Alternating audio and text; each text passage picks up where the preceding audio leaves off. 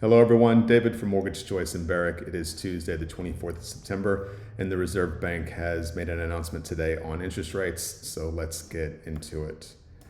During today's presentation, we'll talk about the Reserve Bank's announcement. We'll cover off on inflation and unemployment. We have a webinar coming up on the 16th of October, so I'll talk about who that might benefit. Pre-approval and the importance of getting one if you're looking to purchase in the current property market. Car finance, a lot of clients don't realize that we offer car finance, so we'll talk about that, and current interest rates. So let's get stuck into the Reserve Bank announcement, and it's pretty much rinse and repeat what we've talked about for the last 12 months. The Reserve Bank is concerned about inflation, and it's currently above its target band, and that the outlook remains highly uncertain because they can't predict the future and they don't know what will happen with inflation. Now, speaking of inflation, here's the chart that we've been reviewing for the last 24 months. We can see where we've been when inflation in 2021 and 2022 had peaked. Actually up until 2023 it had peaked. But now it's down to about 3.8%, and that's on the quarterly rate. The monthly rate's down to 3.5%. And what we need is to get into this purple band here, which is between 2 and 3% inflation. So we're very, very close. And the treasurer came out, Mr. Chalmers came out a couple of days ago, and he expects that tomorrow's inflation rate announcement will actually get us down into the high twos. So back into that band of 2 to 3% that the Reserve Bank is targeting. And if that happens, then it's one big tick on their goal of trying to bring down inflation and then potentially bringing down interest rates. The other thing that's driving the interest rate decision is the unemployment rate. As you can see in this chart, in the last 2 years, we've had quite low unemployment, and that unemployment rate is starting to tick up. And this is a result of higher interest rates. When things are more expensive, businesses invest less in employing people and sometimes actually downgrade their business or pull back on their business and start laying off people. So as this unemployment rate climbs, it then puts pressure on the Reserve Bank to decrease interest rates to make it easier to borrow and to invest in business. So unemployment rate and inflation rate, both key things to keep in mind. And we're going to get a big announcement tomorrow with the inflation rate. The CPI announcement will come out, and we're expecting it to be a lot lower and back in that target band. Now, our property market review, we've got a webinar coming up on the 16th of October that is fantastic for first home buyers, investors, and those looking to downsize. This property market review will focus on the southeast suburbs, so Barrick, where I'm located, and the surrounding suburbs, and how the property market has gone in the last year and where we expect it to go in the next couple of years. And along with that discussion on the property market, we'll have a presentation by Oriana Homes, who have developments in both Barrick and Clyde and other suburbs across the city that are good for those clients in that target band of about $600,000 to $700,000 for a purchase price. And this is perfect for first home buyers and investors for different reasons.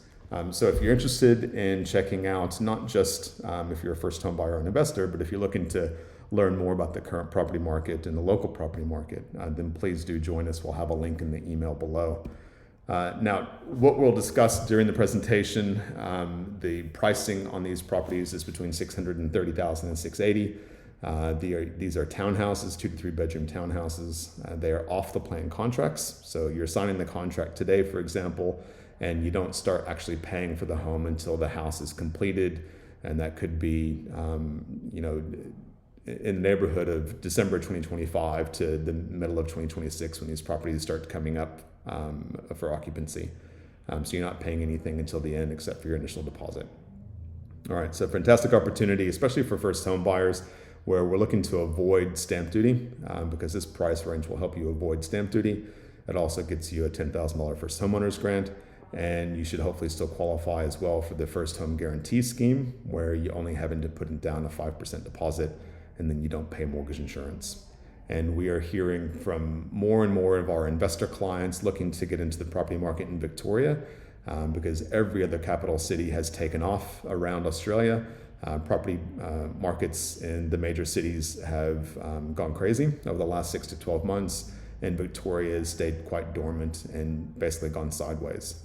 And the expectation is that as rates start to come down, the property market here will start to take off as well.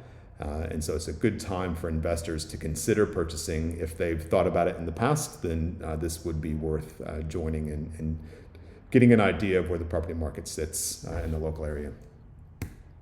Now, getting pre-approval, really, really important for clients that are looking to purchase in the next 2 to 6 months to have a discussion with us about getting a pre-approval in place.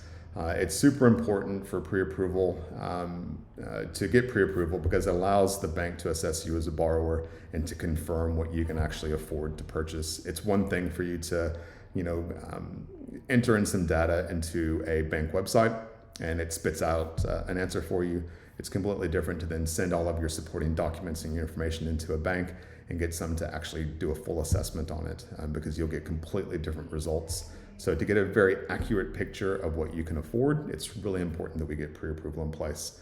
It's going to give you confidence in what you can purchase for, and it also helps when you're making an offer, because you can tell the agent that you're dealing with that you've got pre-approval in place and you know exactly what you can go up to. Pre-approval does take a couple of weeks to be put in place. So oftentimes I'll get a phone call on a Friday afternoon. A client says, "Hey David, we're looking to purchase at auction on Saturday, tomorrow."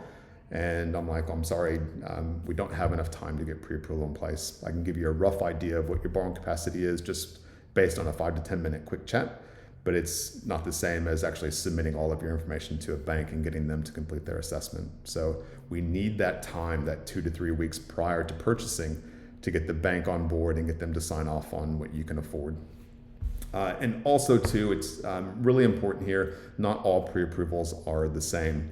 Oftentimes you can enter in some information online and a bank website might spit out a pre-approval letter for you, but that is a computer generated pre-approval, and you haven't actually had a human sit down and vet that information and confirm your employment and confirm your credit and confirm your income. So it's really important that we get a full pre-approval. Not all banks will do full pre-approvals. So of the 45 banks on our panel, maybe 12, I think, will actually do a full pre-approval.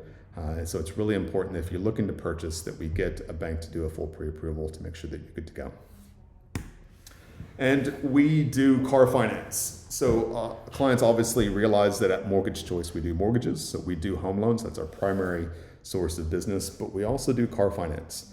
And it's just as easy for us to get pre-approval for a car purchase as it is for us to get pre-approval for a house. So if you're looking to buy a car, definitely recommend you getting pre-approval in place. That's going to do a couple of things. One, it keeps the dealer from knowing what you can afford, because if you go into a dealer and get finance, you're pretty much tipping your hand on what you can actually afford on the vehicle, and that kind of hurts your negotiating power with the salesman. It also ensures that you've confirmed before you start shopping what you can buy for. So just like when you're buying a house and you want to lock in what your purchase price can be, getting a pre-approval for a car actually allows us to do that as well. With car finance, it's quite fast. So home loans usually take us 3 to 4 weeks from start to finish. With a car, we can usually have the pre-approval done within 1 or 2 days. And rates are especially sharp for self-employed applicants and homeowners. And I'll give you a bit of an example of how we can benefit over getting finance through a car dealership. Had a client today call up. They've done 2 car loans in the past couple of months. And on one of the loans, they can save up to $4,000. And on another one of the loans, they can save up to $7,000.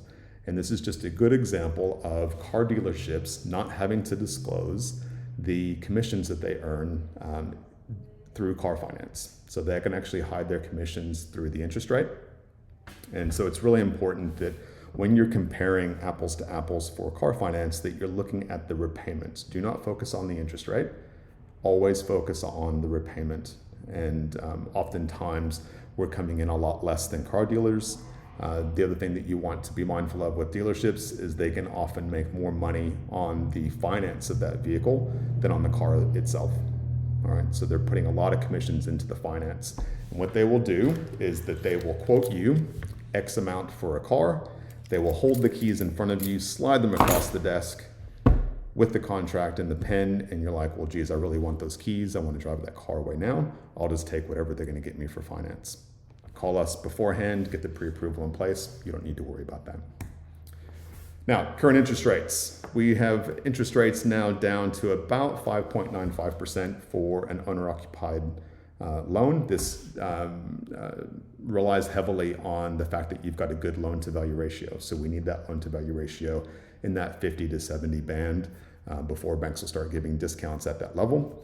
We also need loan sizes above $500,000 for banks to give those high-level discounts. And that makes sense. If the bank's going to offer strong discounts, they want to make sure that they're going to make money on the deal.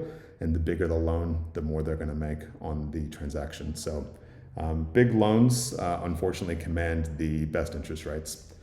For investment, we've got rates down as low as 6.24%, and that's for principal and interest. I believe interest-only loans, you're looking at about 6.34 and above.